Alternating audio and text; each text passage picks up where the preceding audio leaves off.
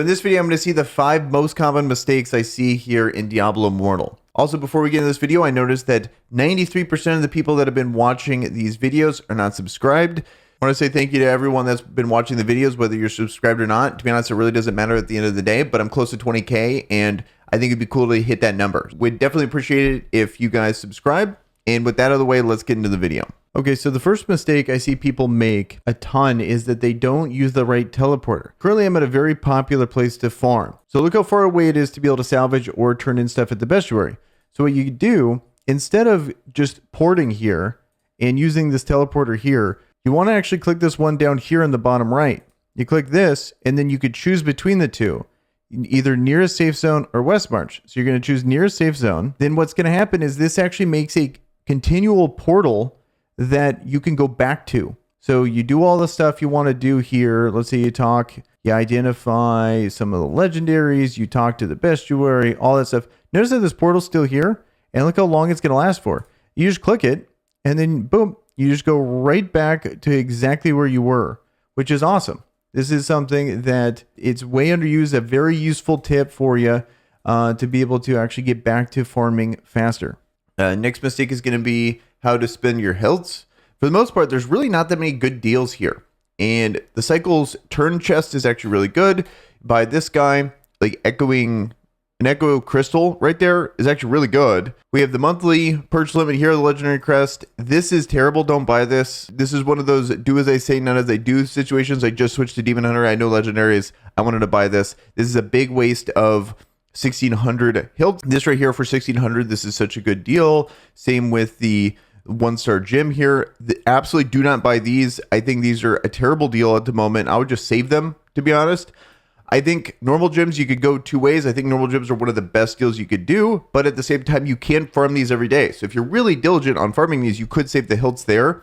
My argument with reforged stones is I think they're a little bit less worth than normal gems because yes, you can't farm these unless you're talking about the battlegrounds, but it's all RNG on if you're going to even hit the thing you want. Whereas gems, they're very guaranteed. Like you pick the gem you want and then it will progress you. It's just going to take a really long time. Whereas reforged stones, it could take 5, it could take 500 to get exactly what you want.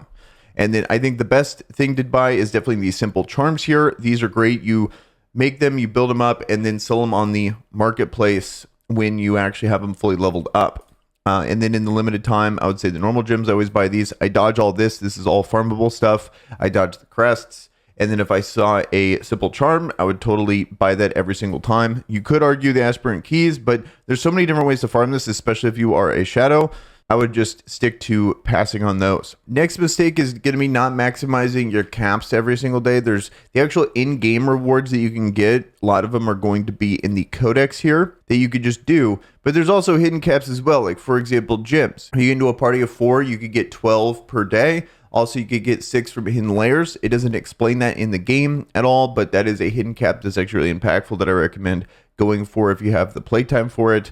Going through your activities and making sure you're hitting everything that actually matters. Like for example, legacy here. Hello Quarry is definitely very important. That refreshes every Monday and Thursday. This is going to go a really long way in boosting up your combat rating long term. It's definitely a very long farm, but as we get more and more Hello Quarry bosses every month, then this is actually going to make really meaningful progress in your combat rating going forward. Then I can't really show it here, but your shadow quests are actually really impactful, like your shadow contract, and then also the meeting when you join the shadows and you shake everyone's hand. That right there is going to give you a ton of aspirant keys, ton of experience, and also improve your shadow rank to help you in the shadow wars to come. Making sure you're hitting all those, not only the in-game caps, but the hidden caps that they set, especially for those gems, goes a really long way in progressing your character. Next mistake is people not using locations. I'm health 3. Let me go to Bielfin here. And then what I want to do is I'm going to hit this location. So right here, health 2 West March. I'm health 3 right now. Normally you have to go back to West March,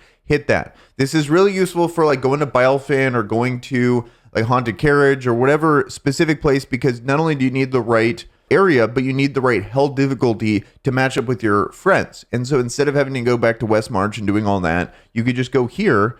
They link your location, and I'll show you to do that in a second, but they link the location. You go into here and you click this. It goes there. It goes immediately because I'm sitting on a portal. then not only did it send me there, but it lowered my difficulty to the exact difficulty I want to go to. It's just an amazing quality of life thing there that I think people are missing out on to help you get to certain areas, because a lot of these things are very time gated. It's like, oh, haunted carriage in 5 minutes or 2 minutes or whatever. And if they're letting you know this last second, them being able to link the location is actually going to get you there on time. So the more people that know that, the better. It's going to help everyone. Also, how to do it in your chat. You go to chat, you find the smiley face, click the smiley face, location. Boom. See Hell 2 West March and send. And then the last tip is going to be not checking your gear before salvaging. In the beginning of the game, it actually shows a pretty good job when you get an arrow. It's very clearly a better piece. But I notice it a ton when it comes to rings here, especially these yellow rings, that the game doesn't show you legitimately if it's actually better or worse than the other piece. I always recommend before you salvage your rings especially to make sure it's actually better or not. Also, even if it's the same and it doesn't give you that arrow, sometimes the magic affixes are so much better than the previous magic affix that you might not necessarily get more combat rating, but you could get, for example, more strength, for example, or intelligence that's going to give you more damage, and it's the same exact combat rating.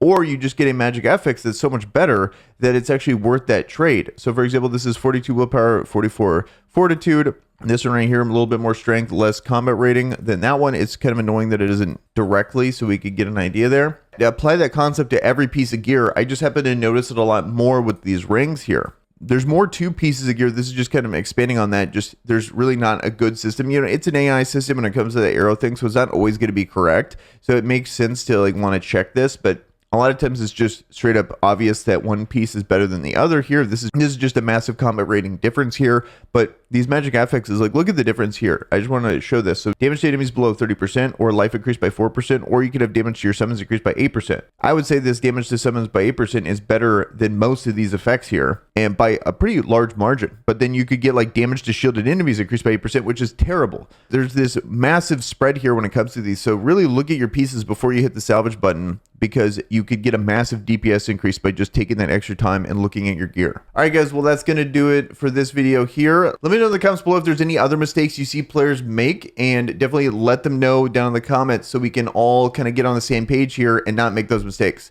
And with that, guys, till tomorrow's video, you guys have a good one. Peace.